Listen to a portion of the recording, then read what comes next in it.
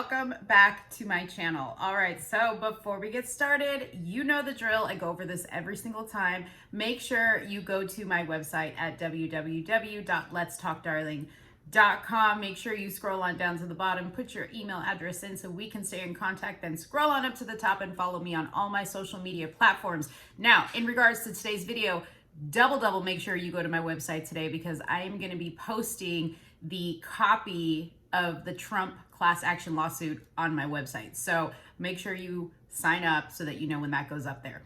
Anyways, I just gave you a little hint as to what we're going to be talking about. But today we are going to be discussing the class action lawsuit that President Trump announced yesterday. He is going to be filing against Google, Twitter, and Facebook. I don't know about you, but I was just like, hello, this is well overdue. I was super excited. Then I heard class action lawsuit and I was like, wait a minute, class action? Does that mean I can get in on this? Can I get my coin on this? To address that, if you feel like you could potentially be a part of this class action lawsuit because you have been deplatformed, been canceled, been demonetized, whatever you have been experiencing in relation to this censorship that has been going on, you can go to the website, which is takeonbigtech.com, and you can actually put your information in there. You're going to have to explain a little bit how you were impacted by the censorship. Obviously, they're going to vet you and all that other stuff. But I would highly suggest if this is something that has impacted you greatly and has caused you to lose money more than anything, because if you just lost followers and you're just an everyday person and this is not the way you make your income, you're probably not going to be able to be a part of this lawsuit, but it doesn't hurt to try. So make sure you go to, let me just make sure I'm giving it to you, takeonbigtech.com and fill out the information on there. Okay, so first, for those of you guys who don't know the details on this, I'm going to read a quick article from Fox News on this situation, and then we're going to talk about my thoughts, because here's the thing. I think that there is a little bit more to it, and I was confirmed today about my thoughts when I was listening to another podcast that I like to listen to that mentioned the same thing. Now, before I go into my thoughts, I want to make sure everybody's aware I am no legal expert. I am working on verifying a few things through some legal experts before I confirm anything. So just understand that these are my thoughts and opinions. Okay, so let's get into this detail about this lawsuit. What it states here is that, hold on, let me just turn this volume down. Okay, so it says former President Donald Trump on Wednesday announced that he will lead a class action lawsuit against Twitter, Google, and Facebook over alleged censorship, declaring that big tech is out of control. No surprise at all to any of us, and is functioning as a de facto censorship arm of the U.S. government. So what that means is they're saying that the US government is basically playing a part in using social media to send out their propaganda. Okay, I'm going to explain to you why that's important in just a second, but let's keep reading. While the social media companies are officially private entities, in recent years they have ceased to be private with the enactment and their historical use of Section 230, which profoundly protects them from liability, Trump said as he announced the lawsuit in conjunction with the America First Policy Institute. It is in effect a massive government subsidy. These companies have been co-opted, coerced, and weaponized by the government actors to become the enforcers of illegal, unconstitutional censorship, Trump added. Trump was booted from Twitter, Facebook, and Google, YouTube earlier this year after the January 6th attack on the Capitol by a mob of his supporters. The company said that his false claims that the presidential election risked future violence, but Trump supporters say that the companies are engaging in politically motivated censorship. Okay? Trump's suit likely faces an uphill battle, according to experts who say the First Amendment can't apply to private companies even if they do benefit from government policies like Section 230. I don't think lawsuits have much of a chance of success because it first and foremost accuses the companies of violating the U.S. Constitution, and the U.S. Constitution only restricts government, Vanderbilt Law School professor Brian Fitzpatrick told Fox News. It does not restrict what private parties can do and cannot do. Okay, there's more to this article. I will link it below. for sure. But what I want to get into are my thoughts about it. Now, initially, and I'm sure just like everybody else, I had this reaction and I was just like, what took so long? You know what I mean? Like, this happened a while ago.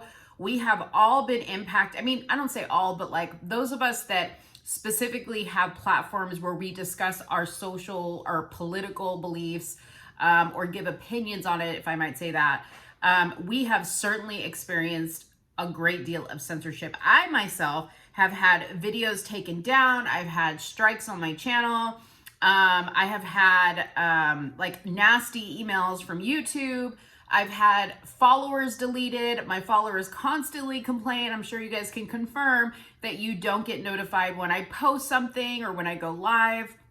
And then that's on YouTube. And then I have Instagram and Facebook where I get slapped with warnings of everything, or they just completely delete my posts altogether. Okay.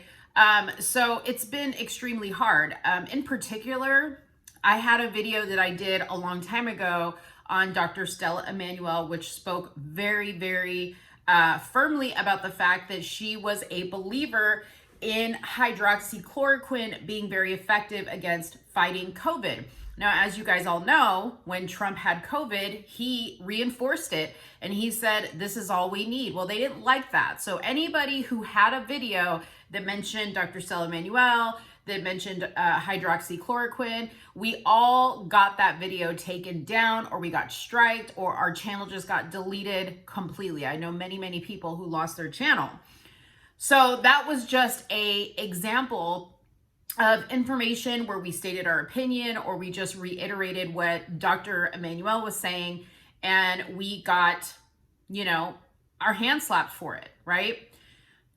If you work in YouTube, you know, or at least I assume you know, that there is a well-known list of banned words, right? So when we're filming our videos, you might hear some of us say, I can't say that word, or I have to say this another way, or, you know, we don't title our videos a specific way. We don't hashtag specific things on the back end of our video because these words are banned. One of those words is Trump, President Trump, Mr. Trump, former President Trump, anything having to do with Trump. And I've said it 3 times here already. I'm sure my video will get flagged somehow, some way, so they'll look and see what I'm talking about. You know, they just don't like it. And the list is like pages and pages and pages long. So just to tell you a little bit about my process when I'm making a video, I have to go onto this list and I have to do Control F. Okay, I'm going to use this word, or I'm going to use this hashtag. Nope, can't use that. That's a banned word. There's many, many words that are banned, and basically it'll result in your video getting demonetized, or it'll result in your video getting shadow banned. Just a lot of different things can happen if you use some of the words on this list, okay? Anyways, I don't want to get too far off in the weeds. What I do want to say is this. While this lawsuit is extremely important, right, to all of us that are experiencing this, I think what is more important is a part of the litigation process called discovery. If you don't know what discovery is, it's basically the process that takes place before a case goes to court, where both sides have the opportunity to gather depositions, to gather physical evidence. It's where they basically build their case, right? In this particular situation, you have 3 plaintiffs that were named, Jack Dorsey, Mark Zuckerberg, and I can't remember the other guy's name from Google, but Trump said it very, very funny. Sundar Pichai. And although those are the 3 plaintiffs, the 3 people named in this lawsuit, okay, that doesn't mean that when they go through this discovery phase that they have to just stick to those 3 people, okay? They can actually pull anybody that they feel would be pertinent to this case. Now, when you read through the 40-page court documents of the actual lawsuit itself, you will see all the different claims that they're making. It is very, very vast. Now, I'm going to read you a little section of it. because I'm not going to read the whole thing because it's 40 pages, but it says, plaintiff, okay? This is on section 8 of it. Page 2. A sitting president of the United States was deplatformed by the defendants, as were putative class members, using non-existent, broad, vague, and ever-shifting standards.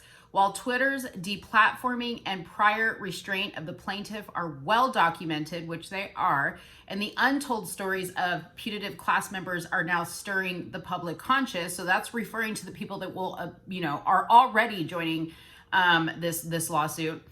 It says, using the unconstitutional authority delegated to them by Congress. Okay, so he's saying that these social media platforms are using unconstitutional authority delegated to them by Congress.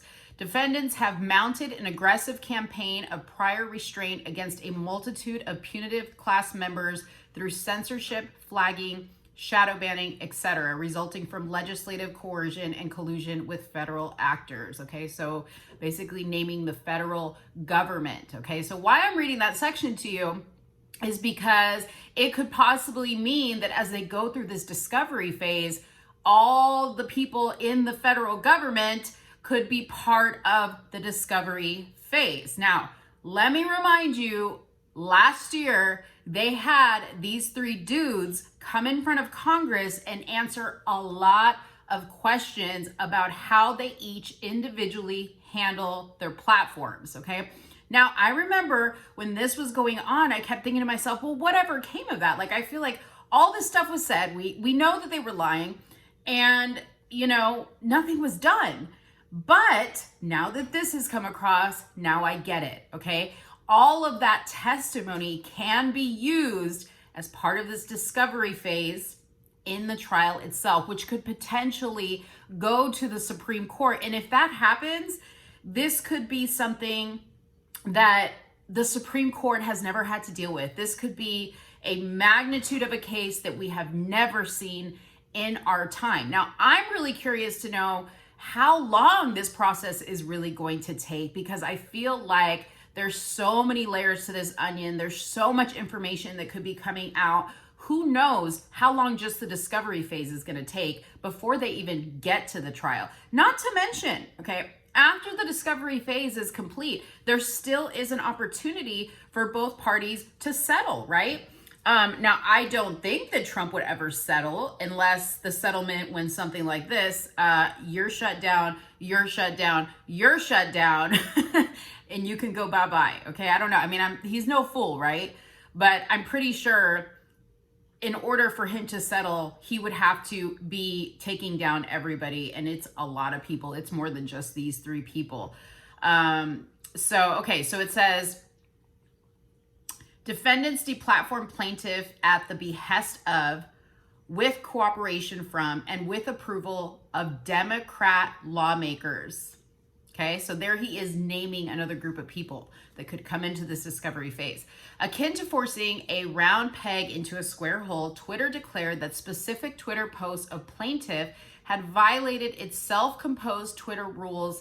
Countless other Twitter users have not been as fortunate, with Twitter taking detrimental action against their accounts with no explanation whatsoever. So again, he's alluding to the fact that not only was his Twitter taken down, but others were as well. He's also going into the fact that, or he does go into the fact into this lawsuit, that there are many examples of whatever rules they used to justify deplatforming President Trump, they didn't apply those same rules to other people or even world leaders who also post very, very questionable tweets, right? Or tweets that are definitely inciting violence or hate, okay?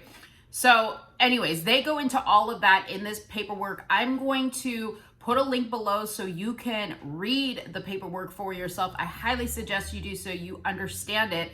But again, I really am going to pay attention to the discovery phase, because I think, and this is the part that I am in the process of verifying because I'm not sure how it goes just yet. But my question is the information that is gathered in the discovery phase able to be made public through the Freedom of Information Act? Now, the Freedom of Information Act allows anybody anybody to write in and request copies of this information. Again, I don't know how it works in a legal situation where they're going through this discovery process, but that's what I really want to find out, because why that's important is it now switches you from, oh my gosh, this whole entire lawsuit is so huge, to forget the outcome of the lawsuit. What's all going to come out in this discovery phase? That is what is really whatever. That's what's really piquing my interest. And I think that it's going to be the bigger picture. Okay. I honestly don't think Trump could care less whether he's ever reinstated on Twitter or Facebook or wherever again. And he knows that he's right and he knows that they're wrong. I think what this is about is creating the stage for them to really show people what has been going on.